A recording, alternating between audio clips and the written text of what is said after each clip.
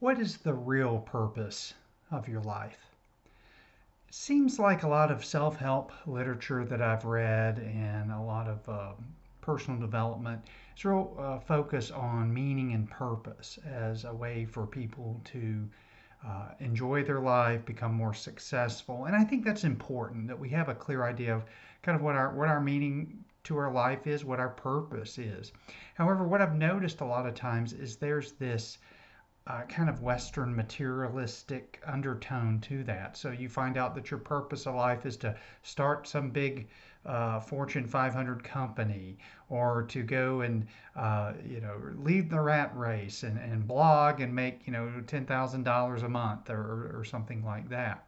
But to me, I think a lot of times we forget that we have very quickly a way to figure out what our real purpose is in life, our real purpose, the real meaning of our life that's unique to just us. So, what I'm going to do real quickly is to share with you an exercise that I've done many times, a lot of times with some of my college students. And I think it finds exactly where you are in regards to your purpose and where it is to your meaning in your life that might not always connect with what kind of the popular culture wants us to think the purpose and meaning of our life should be. So here's how the exercise goes.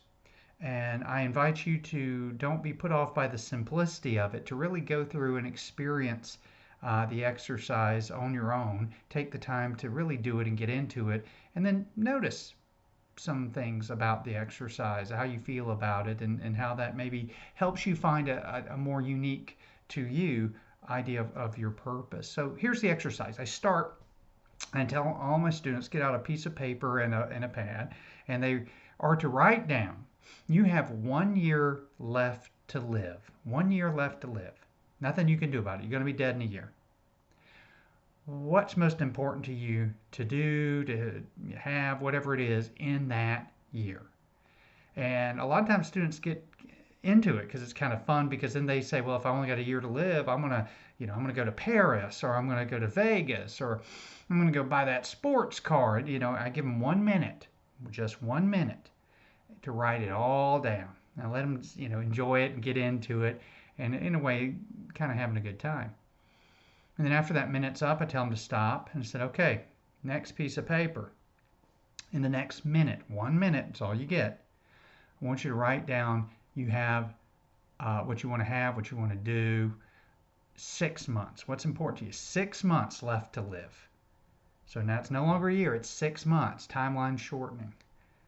Go. And then for that time period, they have to write for 6 months. And list gets a little shorter, and maybe there's a little slightly more unconscious sense of urgency, because 6 months, well, to the end of my life. And so, they do that. And then I said, okay, now, after that minute's up, another sheet of paper. You have 1 month left to live. What do you want to do? What do you want to have? So now I know it's starting to get a little uncomfortable for some of them, because they're sitting with the idea that they're not going to exist in a month. That's kind of uncomfortable. But now a lot of the things like the sports car might not be as important if you have 4 weeks left to live that month. So I give them 1 minute, and they write everything down that they can in 1 minute. Again, the list gets smaller and smaller. And then finally, I tell them, you have this one last thing to do. You have 1 hour left to live. What do you want to do? What do you want to have? And at this point, there's a noticeable discomfort. I only have an hour left to live. They're thinking, oh my goodness, and you have 1 minute to write down everything. It's important that you time this 1 minute. Really push yourself to get into it. Now, after doing this for several years, what I've noticed is not only does the list get incredibly small, and at the end, it gets more profound. Because most of the time, when people are willing to share their list with the rest of the class for that 1 hour left to live, they are finding what their real purpose in life is. not having the sports car, not starting the mega business, not going to Vegas, right? In that hour, most people put things that are truly, truly important to them. So, for example, spending time with my family. If I have an hour left to live, I want to sit with my parents or my children or my spouse or my significant other, my partner, my friends. Just tell them how much I love them. Or I want to ask someone to forgive me, or I want to forgive someone else. I had a friend he's an older gentleman and doesn't have any family, but he said after he'd spent the first 20 minutes of his hour left with his friends, he's an artist. So he wants to go out and just even for 10 minutes paint. Sit in the backyard, paint the trees, just one last time, that kind of thing. Uh, why is this important? Well, it lets you know, number one, where your values are, what your priorities. So your purpose in life, like my friend who's the artist, is to paint, is to connect with his friends. For other people, it's to connect with their family. For other folks, it's to savor that nice cup of hot tea on a cool day in the garden. Whatever it is, that's the purpose of your life. That's what's most meaningful to you. Now, it doesn't mean that you can't have the $500 million business or go to Paris or Vegas or get that sports car or any of that stuff or be famous or all these kind of things that we're kind of, fortunately, our Western culture kind of pushes us to feel like we need to measure up to that, when in reality it's not all it's cracked up to be, as we hear a lot of times from those who've actually done it.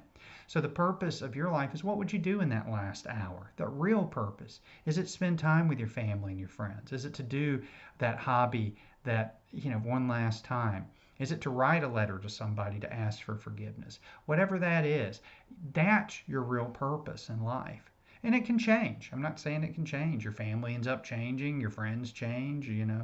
But in that hour, that's where it is. So if you're saying, I would tell my family I love them, then do your purpose every day.